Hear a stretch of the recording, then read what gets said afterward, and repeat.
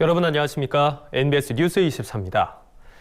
농협이 새로운 100년을 향한 비전을 공식 발표했습니다.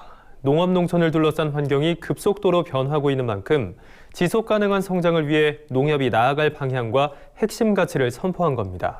네, 농협중앙회에서 성황리에 열린 비전 2025 선포 현장을 김인경 기자가 취재했습니다. 농업농촌 농협의 지속 가능한 성장을 위해 농협이 새로운 100년 대계를 세웠습니다. 농협은 11일 서울 중구 농협중앙회 대강당에서 이성희 농협중앙회장과 범농협 대표이사, 대의원조합장 등 500여 명이 참석한 가운데 비전 2025 선포식을 개최했습니다. 시대적 패러다임 변화에 적극 대응해 더 나은 미래를 열어가기 위해 농협이 새로운 비전을 수립한 겁니다. 특히 지난 9일 이성희 회장이 취임 100일을 맞은 만큼 이번 선포식에서 앞으로 농협이 나아갈 방향이 제시돼 이목이 집중됐습니다. 농협은 이 자리에서 농업이 대우받고 농촌이 희망이며 농업인이 존경받는 함께하는 100년 농협이란 비전 2025를 발표했습니다. 이 비전은 농협이 추구해야 할 농업농촌의 미래상으로 농업과 유토피아를 합친 농토피아를 구현한다는 의지와 지난 60년 역사를 토대로 새로운 100년을 열고자 하는 꿈, 그리고 포용과 상생의 가치를 담고 있습니다.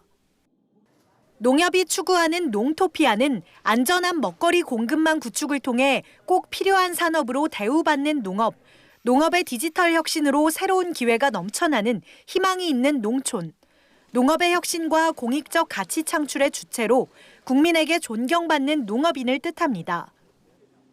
농협은 이 비전을 달성하기 위해 5대 핵심 가치를 제시했습니다. 바로 농업인과 소비자가 함께 웃는 유통 대변화, 미래 성장 동력을 창출하는 디지털 혁신, 경쟁력 있는 농업, 잘 사는 농업인, 지역과 함께 만드는 살고 싶은 농촌, 정체성이 살아있는 든든한 농협입니다. 농협은 앞으로 이 5대 가치와 연계한 80대 혁신 과제를 추진할 계획입니다. 이성희 농협중앙회장은 변화와 혁신은 함께일 때 비로소 완성될 수 있다면서 농업인과 함께, 국민과 함께 100년을 향한 농협으로 힘차게 나아갈 것을 강조했습니다. 농업이 대우받고 농촌이 희망이며 농업인이 존경받는 함께하는 100년을 위해 경쟁력 있는 농업과 살기 좋은 농촌을 만들겠다는 원대한 의지를 담고 있습니다. 농업의 12만 임직원은 농업인은 물론 국민 모두와 함께하는 농협으로 거듭나는데 최선을 다할 것입니다. 한편 이날 열린 비전 선포 퍼포먼스에는 범농협 임직원뿐만 아니라 농업인, 소비자 대표 등이 대거 참여해 그 의미를 더했습니다. 새로운 100년을 향한 농협의 비전 2025 선포에 농업인들의 관심과 기대가 집중됩니다. NBS 뉴스 김인경입니다.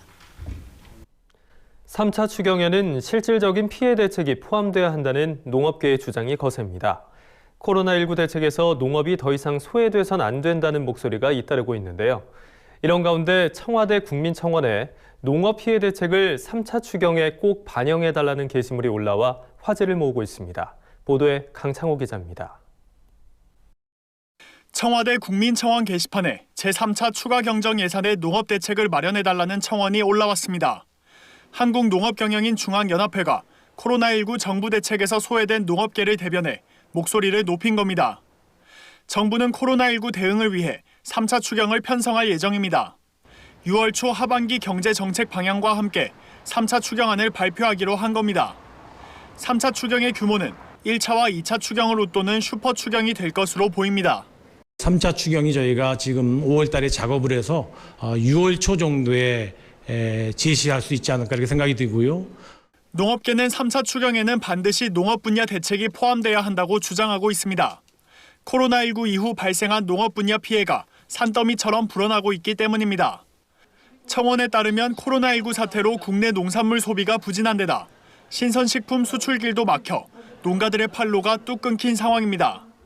농촌 마을회관, 경로당, 어린이집 등이 폐쇄돼 고령 농업인과 농촌 영유아들의 복지 돌봄 공백도 날이 갈수록 심각해지고 있다고 밝혔습니다. 또 청원은 앞서 진행된 코로나19 추경에서 농업 분야가 배제된 점을 지적했습니다. 1차 추경 편성 과정에선 농업 분야가 빠졌고 2차 추경에선 국민재난지원금 재원 확보를 이유로 농업재해보험금 등 농업 예산이 700억 원가량 감액됐기 때문입니다. 한동현은 코로나19 사태 이후 어려워진 농민들의 현실을 국민들에게 알리고 공감을 얻기 위해 국민청원을 진행하게 됐다고 설명했습니다. 그러며 정부에 농업을 국가 기반 산업으로 인지하고 그에 걸맞는 관심과 투자를 촉구했습니다. 농업이야말로 식량 안보와 함께 5천만 국민의 안전한 먹거리를 공급하는 생명산업이자 기간산업임을 널리 알리고 3차 추경 반영을 위해서 국민적 공감과 지지를 얻고자 이번 청원을 진행하게 되었습니다. 한편 이 청원은 6월 10일까지 한 달간 진행되며 청원 동의자가 20만 명을 돌파할 경우 청와대가 공식 답변을 할 예정입니다. MBS 뉴스 강창호입니다. 아프리카 돼지열병으로 한돈 농가들의 피해가 지속되자 대한한돈협회가 11일 청와대 앞에서 기자회견을 열었습니다. 이날 기자회견에 참석한 한돈 농가들은 정부의 재입식과 ASF 방역정책 전면 수정 등을 요구하면서 무기한 1인 시위와 천막 농성에 돌입했습니다. 김길수 기자가 보도합니다. 대한한돈협회는 11일 청와대 앞에서 기자회견을 열고 한돈 농가 생존권 보장을 위한 정부의 대책 마련을 촉구했습니다. 한돈협회는 지난해 9월 이후 약 8개월 동안 농가에서 아프리카 돼지열병이 발병하지 않았음에도 불구하고 돼지 재입식이 허용되지 않는 데다 접경지역 농가 출입 차량 통제 등 각종 규제가 더해져 한돈 농가들의 생활고가 극한까지 내몰렸다고 주장했습니다.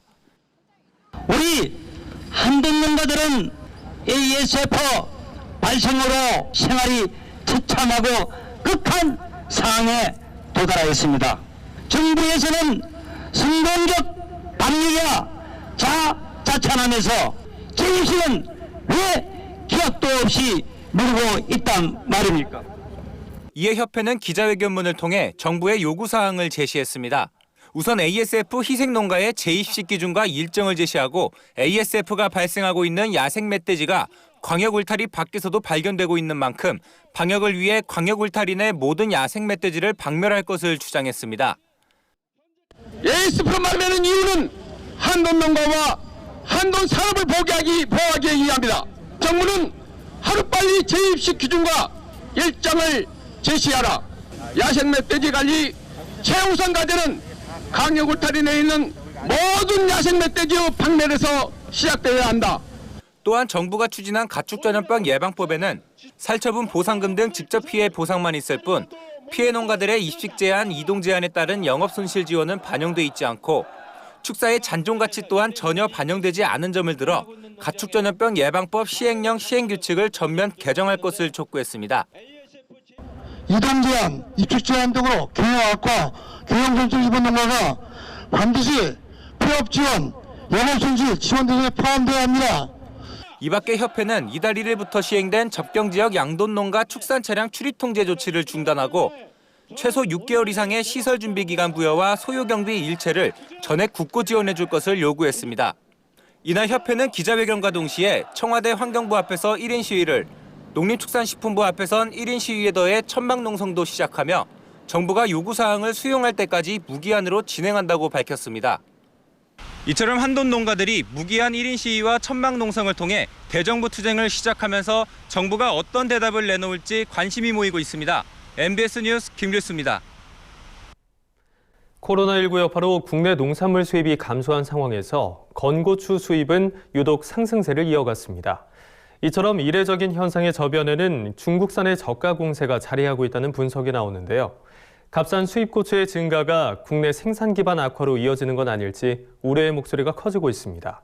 손현진 기자가 전합니다. 코로나19의 전 세계적 확산으로 우리나라 농산물 수입이 감소한 가운데 중국 수입 비중이 높은 고추류는 오히려 수입이 증가한 것으로 나타났습니다. 올해 1분기 고춧가루와 능동고추, 혼합조미료 등을 건고추로 환산한 수입량은 3713톤이었습니다. 국내산 가격이 강세를 보였던 지난해보다는 소폭 줄었지만 평년에 비해서는 8%가량 수입량이 증가한 겁니다.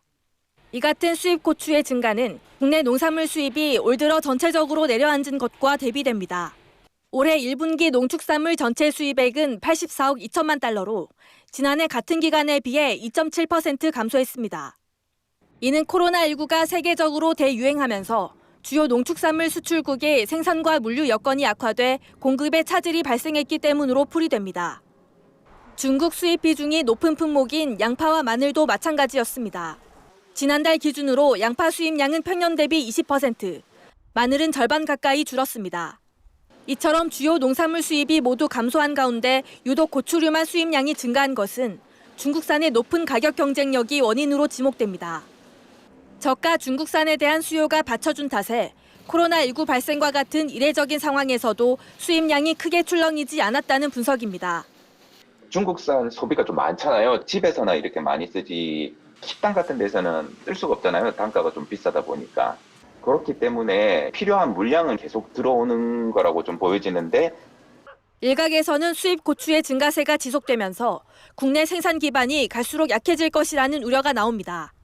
실제 저가 해외산 범람으로 건고추 자급률은 2016년산 이후 50%를 넘어서지 못하고 있습니다. 자급률과 함께 재배 면적 또한 줄고 있습니다. 한국농촌경제연구원은 올해 건고추 재배 면적이 지난해보다 5에서 6.5% 줄어들 것으로 전망했습니다. 고령화와 인력 부족, 저가 중국산의 공세까지 전방위로 다가온 위기들로 인해 국내 농가들은 고사 직전에 내몰리고 있습니다. MBS 뉴스 손현진입니다. 따스한 봄을 맞아 입산객이 늘고 있는 요즘 산림청과 국유림관리소가 드론을 활용한 집중 단속에 나섰습니다. 산림 드론을 띄워 임산물 채취 등 불법 행위를 한눈에 감시할 계획입니다. 권소환 기자가 보도합니다. 이제는 산림 내 불법 행위를 하늘과 땅에서 실시간으로 감시할 수 있게 됐습니다. 산림청은 이달 말까지 산림 드론을 활용해 산림 내 불법 행위 특별 단속을 실시한다고 밝혔습니다. 이번 특별 단속에는 산림청과 국유림관리소가 손을 맞잡았습니다. 전국 27개의 국유림관리소에서 보유하고 있는 드론을 활용해 20분 이내로 수천 헥타르에 가까운 넓이를 한눈에 감시하는 겁니다. 산림 드론은 주로 임도 및 주요 등산로를 대상으로 인력이 미치지 않는 지역까지 광범위하게 감시를 할 수 있는 장점이 있어서 앞으로 산림 드론을 활용한 단속은 증가할 것으로 판단됩니다. 이에 따라 산림 소유자의 동의 없이 산나물 등의 임산물, 조경수, 특별산림 대상종을 불법 채취하거나 희귀식물 서식지에 무단 입산하는 행위 등을 집중 단속합니다. 남의 산에 채취를 하면 이게 불법이거든요. 아무리 임산물을 그냥 취미생활로 한다고 하더라도 산주의 동의를 받거나 자기 소유 산지 안에서만 채취를 해야만이 가능합니다. 또 산불 예방을 위해 입산 통제구역에 들어가는 행위, 산림에서 불을 피우거나 담배를 피우는 행위도 단속합니다. 이번 단속에 적발되면 국유림, 사유림에 상관없이 엄중 처벌합니다. 불법으로 임산물을 채취하다 적발되면 5년 이하의 징역 또는 5천만 원의 벌금을 부과하고 입산 통제구역에 무단으로 입산했을 때는 20만 원 이하의 과태료를 부과합니다. 한편 지난달 발생한 안동 산불의 피해 조사에도 드론이 활용됐습니다. 산림청은 산불의 피해 면적을 산정하기 위해 다중 분광 감지기 등을 장착한 드론을 투입해 산불 피해지를 촬영했습니다. 이를 통해 산림 재해 지역을 효율적으로 사후 관리하겠다는 계획입니다. 또 산불 피해지 영상을 참고해 산사태 우려 지역을 지속적으로 관리할 방침입니다. MBS 뉴스 권소환입니다. 당근은 붉은색을 띠는 홍당무가 일반적인데요. 홍당무의 원조격인 보라색 당근을 국내 최초로 재배한 청년농이 있어서 화제입니다. 자색 당근은 항산화 물질인 안토시아닌이 풍부해 약용작물로도 가치가 높다고 하는데 자색 당근으로 분홍의 꿈까지 이룬 청년농 양석근 씨를 남수지 기자가 만나봤습니다. 경기도 여주시엔 억대 매출을 올리는 특이한 당근이 있습니다. 울퉁불퉁한 것이 더덕 같기도 하고 잔뿌리가 많아 인삼 같아 보이기도 하는데요. 정말 당근이 맞는 걸까요? 이거요. 자색 당근입니다. 보세요. 보라색이죠? 일반 당근은 주홍빛이 도는 반면 자색 당근은 보라색이 선명합니다. 자색 당근은 우리가 먹는 당근의 원조격으로 10세기부터 아프가니스탄, 파키스탄 북부, 이란 등 고산지대의 척박한 곳에서 주로 자라는 야생종입니다. 하지만 국내에선 생소하다 못해 희귀한 자색 당근을 양석근 씨는 왜 재배하게 됐을까요? 제가 이제 대학생 때 아버지를 통해서 우연치 않게 자색당근을 봤거든요. 당시에 블루베리가 굉장히 열풍이었어요. 그거 보고 같은 색을 띠면은 좋은 성분이 많겠구나 싶어서 시작을 하게 되었습니다. 그의 도전은 실패의 연속이었습니다. 재배 환경이 다른 탓에 장마에 씨앗이 떠내려가거나 수확기엔 당근이 모두 썩어버렸습니다. 비슷한 환경을 찾아 제주도부터 충청도까지 10여 년을 찾아다닌 끝에 정착한 곳은 경기도 여주였는데요. 일교차가 크고 물이 잘 빠지는 마사토가 많았기 때문입니다. 자색당근이 보라색을 가지려고 하면은 굉장히 악조건이 돼야 되거든요. 120일 정도 물을 주지 않으면은 자기 몸을 보호하기 위해서 안토시아닌 성질 이렇게 만들어내는 게 있어요. 항암작용이나 항당뇨 효과, 항산화 효과에 좋은 걸로 연구 결과가 나왔거든요. 야생 자색 당근은 안토시아닌 성분이 풍부해 블루베리의 5배, 일반 당근의 20배에 달하는 강력한 항산화 효능이 있습니다. 특히 양석근 씨의 자색 당근은 채소의 암 억제 효과 국가 프로젝트에서 다른 채소 대비 안토시아닌 성분이 우수한 것으로 밝혀졌는데요. 입소문을 타고 전국에서 문의 전화가 빗발쳤지만 생산량을 맞출 수 없어 억울한 핀잔을 듣기도 했다고 합니다. 이렇게 온몸으로 부딪혀가며 일궈낸 자색당근은 다양한 가공식품으로 탄생했고 2015년엔 국회 농림축산식품 해양수산위원장상, 2016년엔 제조 관련 특허를 받는 쾌거를 거뒀습니다. 자색당근 최초로 제가 우리나라에서 시작을 했다는 거에 자부심을 느끼면서 자색당근을 전 국민이 알 수 있게끔 하는 게 가장 1차적인 목표고요. 그 다음에는 수출하는 것까지도 목표로 잡고 있습니다. 몇 해 전만 해도 검색도 되지 않던 자색당근으로 분홍의 꿈까지 이룬 청년농 양석근 씨. 그의 도전은 국내 자색당근의 역사가 되고 있습니다. MBS 뉴스 남수지입니다. 다음은 간추린 뉴스입니다. 농림축산식품부는 농축산용 미생물 기업의 제품 생산 및 시험 분석 등을 지원하는 농축산용 미생물 효능 평가 지원 사업의 지원 범위를 올해부터 최종 제품화까지 확대 추진한다고 최근 밝혔습니다. 이에 농식품부는 올해 처음으로 선도 제품 개발 지원 과제 2건을 선정했으며 선정 과제당 향후 2년간 총 7천만 원을 지원할 방침입니다. 농식품부 관계자는 앞으로도 지속 가능한 농업에 기여할 수 있는 미생물 산업 활성화를 위해 지원과 의견 수렴을 지속적으로 추진해 나가겠다고 밝혔습니다. 경기 여주 점동농협이 최근 조합원 1,300여 명을 대상으로 오이 등 과채류 7품종의 우량 모종을 25개씩 무료로 공급해 조합원들로부터 호평을 받고 있습니다. 점동농협은 이와는 별도로 오는 9월에는 벼 공동 육묘장을 활용해 모든 조합원에게 배추 모종을 공급할 계획입니다. 신우용 조합장은 자가 소비용으로 대부분 소량 다품목을 재배하는데 자가 육묘가 어렵고 구입도 만만치 않아 모종 공급 사업을 시작했다면서 앞으로도 농가 실익 증대 사업을 꾸준히 발굴해 지원하겠다고 밝혔습니다. 유엔 식량농업기구 FAO는 2020년 4월 세계 식량 가격 지수가 전월 대비 3.4% 하락해 2019년 1월 이후 최저치를 기록했다고 최근 밝혔습니다. FAO에 따르면 2020년 4월 세계 식량 가격 지수는 품목군별로 곡물 가격은 전월 대비 0.2% 하락한 164포인트로 안정적인 수준이며 육류, 유제품, 유지류, 설탕 가격은 전월 대비 각각 2.7%, 3.6%, 5.2%, 14.6% 하락한 것으로 나타났습니다. 자세한 사항은 유엔 식량농업기구 홈페이지를 통해 확인할 수 있습니다. 경남소방본부는 최근 농기계 사고로 인한 인명피해가 연이어 발생함에 따라 봄철 영농기 농기계 사고에 각별한 주의를 당부했습니다.